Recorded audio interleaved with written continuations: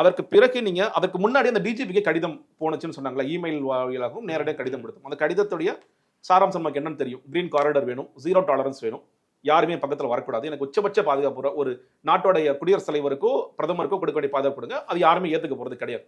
அதுக்கு அடுத்தபடியாக கரூர் மாவட்டத்தில் இல்ல பக்கத்துல இருக்க நாமக்கல் மாவட்டத்திலேயோ இல்ல திருப்பூர் மாவட்டத்திலேயோ ஏதாவது ஒரு மாவட்டத்துடைய காவல் கண்காணிப்பாளர்கிட்ட இவங்க போய் கடிதம் கொடுத்தாங்கன்னா கொடுக்கவே இல்லை.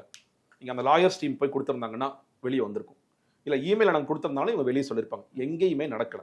ஸோ எங்கேயுமே இவங்க பர்மிஷன் கேட்கல. ஜான் ரொம்ப தெளிவா சொல்லிட்டாரு, சார் நம்ம போக முடியாது, போக வேண்டாம். இதை ஏன் விஜய் ஒத்துக்கிறாருன்னா ஒரே ஒரு காரணம் தான்.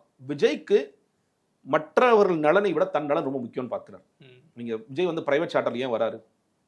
அவருடைய அந்த பிரைவேட் சார்ட்டருக்கு செலவு வந்து ஒரு நாளைக்கு 60 லட்சம் ரூபா, ஒரு ஒன் வேக்கு வந்து 28,65,000 ரூபாய். இது அஃபிஷியலா அவங்க அந்த கம்பெனி சொல்லிருக்கு. ஒன் வே ஸோ 2க்கு 60 லட்சம் ரூபாய் செலவு பண்ணார். அந்த பஸ்ஸுக்கான செலவு என்னங்கிறது நமக்கு தெரியும்.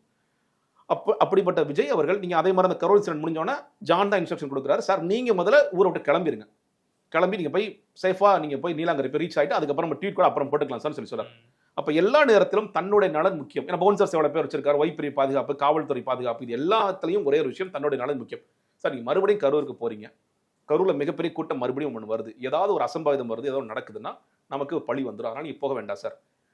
உண்மையிலே தலைவனாக விஜய் கேட்டிருக்க வேண்டிய கேள்வி என்னன்னா, ஜான் நம்ம போறது ஒரு துக்க நிகழ்வு, அந்த மக்களுக்கு ஆறுதலாக நிற்க போறோம், மறுபடியும் இந்த கதைகள் நீங்க சொல்லாதீங்க, இல்ல என்ன ஏதாவது பேச சொல்லுங்க, வீடியோவா நான் பேசணும், என்னோட ரசிகர்களுக்கு நான் ரொம்ப ஸ்ட்ராங்கா நான் வர்றது இந்த நிகழ்வுக்காக வர்றேன், ஏன்னா பார்க்க யாரும் வராதிங்க அப்படின்னு ஸ்ட்ராங்கா பேச சொல்லுங்க, நான் வேணா பேசுறேன். அதுதான் ஒரு தலைவனுக்கு அழகாக இருந்திருக்கணும். விஜய் அந்த இடத்துல அப்படியே ஜான் போகக்கூடாதா, நம்ம